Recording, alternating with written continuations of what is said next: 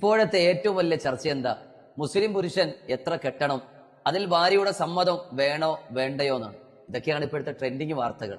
ഇനി എന്റെ ഒരു ആശങ്ക ഞാൻ നിങ്ങളോട് പങ്കുവെക്കട്ടെ. ഒരു ഡിവോഴ്സ് കൊണ്ടോ തൊലാഖ് കൊണ്ടോ പിരിയേണ്ട ബന്ധം മാത്രമല്ലേ ഉള്ളൂ ഭാര്യ ഭർത്താക്കന്മാർ തമ്മിലുള്ള ബന്ധം.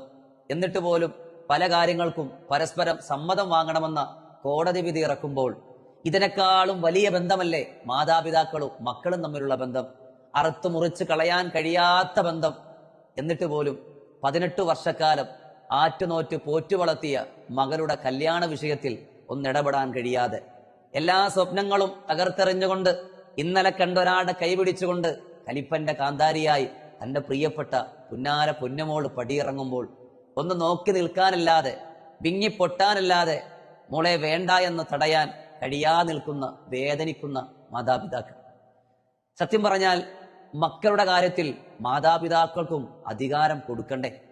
90% മാതാപിതാക്കളും മക്കളുടെ നന്മ മാത്രമല്ലേ ആഗ്രഹിക്കൂ? അവരുടെ ഒരായുസ് കൊണ്ട് അധ്വാനിച്ചതും കഷ്ടപ്പെട്ടതെല്ലാം ഈ പൊന്നു മക്കൾക്ക് വേണ്ടിയിട്ടല്ലേ? എന്നിട്ട് എന്തേ അവരുടെ കല്യാണക്കാരും വരുമ്പോൾ 18 വയസ്സായി പ്രായപൂർത്തിയായി ഇനി അവർക്ക് അവരുടെ വഴിയെന്ന ഈ വിധി അത് ശരിയാണോ? ഈ വിധിയുടെ പേരിലല്ലേ പല കുട്ടികളും ഈ ലോകത്ത് മരണത്തിന് കീഴടങ്ങേണ്ടി വന്നത്. എല്ലാ മാതാപിതാക്കളും ശരിയാണെന്ന വാദനിക്കില്ല.